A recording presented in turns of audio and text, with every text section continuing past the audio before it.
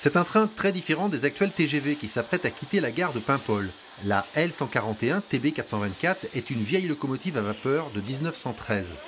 À l'arrière, les wagons de deuxième classe sont de 1926 et on file à 30 km/h assis sur des bancs en bois. C'est l'aventure. On part de Paimpol, là, et après on fait une petite pause. Où exactement, je sais même plus. On sait même pas trop, je sais pas où. Et après on arrête à Pontrieux, et on reste à Pontrieux après. Ça permet de découvrir le paysage autrement. Donc c'est la première fois que nous prenons. Et puis pour Robin, je pense que ça peut être intéressant de voyager autrement que justement dans un TGV.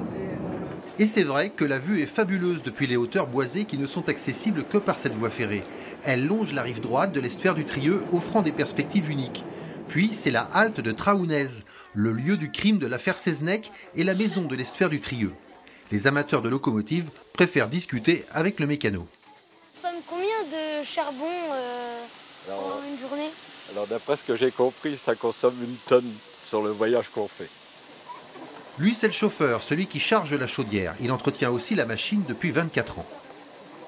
Le compteur de vitesse est là. Le combustible est derrière vous. Là, ça chauffe, hein? Là, ça chauffe, oui. Ça, c'est le régulateur. Quand on le tire vers soi, on ouvre la vapeur qu'on envoie dans les cylindres. C'est un peu l'accélérateur, quoi. Voilà.